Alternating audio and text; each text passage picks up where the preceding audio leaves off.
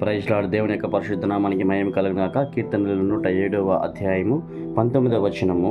కష్టకాలమందు వారు యెహోవాకు మొరపెట్టిరి, ఆయన వారి ఆపదల నుండి వారిని విడిపించును. చిన్న ప్రార్థన. పరిశుద్ధ ప్రేమ గల తండ్రి, ఈ వాక్యం మాకు బోధించి మీ నామాన్ని మేము తెచ్చుకోమని యేసు నామములో అడుగుచున్నాను తండ్రి. ఆమేన్, ఆమేన్, ఆమేన్. ప్రియ సహోదరి సహోదరులారా, ఈ వీడియో వీక్షిస్తున్న మీకు ఒక గొప్ప శుభవార్త. ఏంటో ఆ శుభవార్త తెలుసా? కష్టకాలమందు వారు యెహోవాకు మొరపెట్టిరి. ఈ యొక్క వీడియో వీక్షకులు మీరు ఏ కష్టంలో ఉన్నారో, ఏ బాధలో ఉన్నారో, ఏ దిగులుతో కూర్చొని ఉన్నారో నాకైతే తెలియదు, కానీ ఆత్మదేవుడు మీకు నేర్పించినటువంటి ఒక గొప్ప మాట ఏంటో తెలుసా?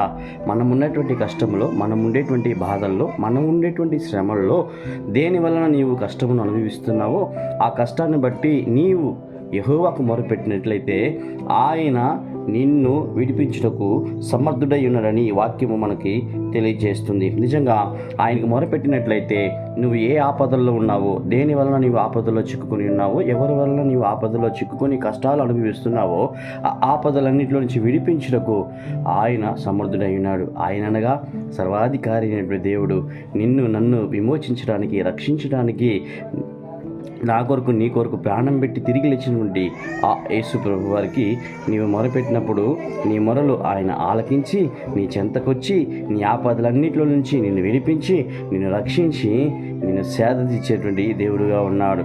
నిజంగానే నీవు ఉన్నటువంటి కష్టంలో, నీవు ఉన్నటువంటి బాధలో మోషే మొరపెట్టినట్టు, ఆ దావీదు మొరపెట్టినట్టు, తదితర భక్తులు మొదలుపెట్టినట్టు వారి కష్టకాలంలో వారి మొరపెట్టినప్పుడు వారి చెంతకి పోయి వారి యొక్క కష్టములన్నింటినీ తీర్చి వారి ఆపత్తులన్నింటిలో నుంచి రక్షించుట దేవుడు ఈ వీడియో వీక్షిస్తున్న మీ యొక్క ఆపదల నుంచి కూడా రక్షించుటకు సమర్థుడై ఉన్నాడు.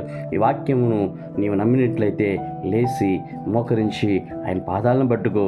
ప్రభువా, నేను దీనివల్ల నా కష్టం అనుభవిస్తున్నాను, వీరి వల్ల నా కష్టం అనుభవిస్తున్నాను, ఈ సమస్యల వల్ల నా కష్టం అనుభవిస్తున్నాను, ఈ కష్టంలో నుంచి నన్ను విడిపించి నా ఆపదలో నుంచి తప్పించవా ప్రభువా అని ఆయన మొరపెడితే కనికర సంపన్నుడు, ప్రేమ చూపేటువంటి దేవుడు, దయపాలించే దేవుడు నీ చెంతకు వచ్చి నీ కష్టాలన్నింటిని తీర్చి నీకు సమాధానం ఇచ్చి నీ ఆపదలన్నింటి నుంచి రక్షించి నిన్ను విమోచించినట్లు నేను విశ్వసిస్తున్నాను.